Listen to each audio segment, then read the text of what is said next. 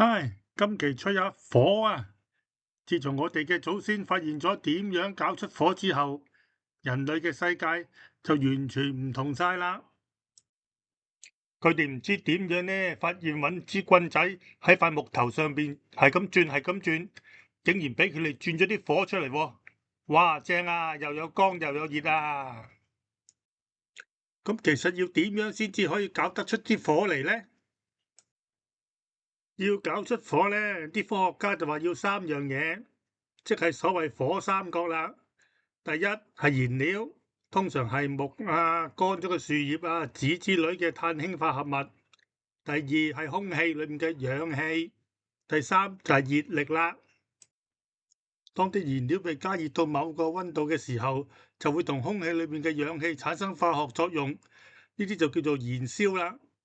一旦啲嘢燃燒起上嚟呢，又會同時產生翻熱能，啲熱能呢又會使到啲燃料同氧氣再燃燒，形成一個連鎖反應咁，直至啲燃料完全燒晒，啲火先至會熄嘅。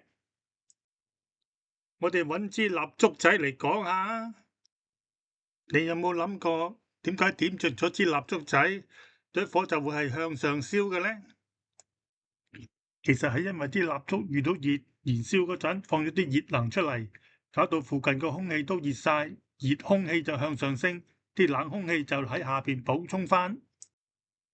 而嗰啲被燒熱咗、發出黃光嘅碳微粒，俾啲熱空氣向上推，咁就形成咗朵火嘅形狀係長長地咁向上啦。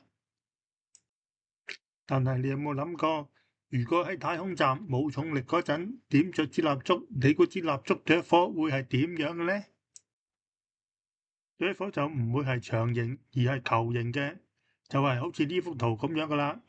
左邊嘅係地球有地心吸力嘅蠟燭，右邊係喺太空站冇地心吸力嘅蠟燭。喺太空因為冇地心吸力，啲熱空氣唔會向上升，反而向四面擴散，所以朵火就形成咗一個靚靚嘅球形咁。另外，有冇留意兩朵火嘅顏色係唔同嘅？喺地球嘅係黃色，喺太空嘅係藍色嘅。因為喺地球熱空氣上升帶走啲碳微粒，令到啲碳燒唔盡，而碳微粒受熱嘅時候嘅顏色會係發出黃光嘅。但係喺太空冇地心吸力，啲碳粒子冇被帶走，反而燃燒到盡，完全燃燒嘅碳係會發出藍色嘅光，就好似屋企啲煤氣爐啲火咁。另外，你知唔知其實唔同嘅金屬化合物燒着嘅時候，啲火嘅顏色都係有啲唔同嘅。例如鈉嘅化合物，好似屋企啲燃燒起上嚟就係金黃色嘅，銅係藍色或者綠色，鋰係洋紅色，鋇係黃綠色，而鉀就係紫色嘅。所以你見到放上天嘅煙花，先至有咁靚嘅五顏六色嘅。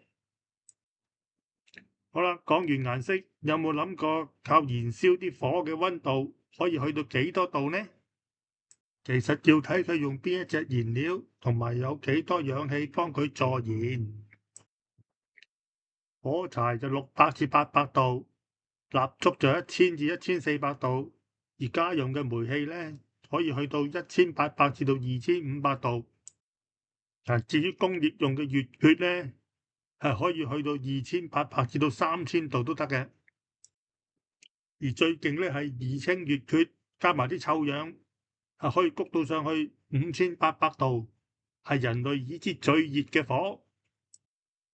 好啦，講完啲熱火，講下啲凍嘢降下溫啦。吹下喺墳場先至見得到嘅超嚇人嘅鬼火。如果你喺夏天夜晚經過墳場，你可能會見到啲飄來飄去藍綠色嘅火光。唔使驚，唔係見鬼，呢啲係化學反應嚟。因為墳場咧有好多死人嘅骨，人骨咧就含有好多磷酸鈣嘅。呢啲磷酸鈣咧經過一啲化學反應就產生咗一啲叫做磷化氫嘅氣體。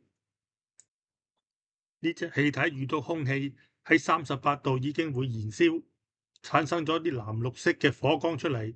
啲古代人唔明，就當呢啲係冤魂出沒嘅鬼火咯。好啦，今集就講到呢度先，我都要走去飲杯嘢啦。鍾意嘅就睇埋個片尾問題啦，拜拜。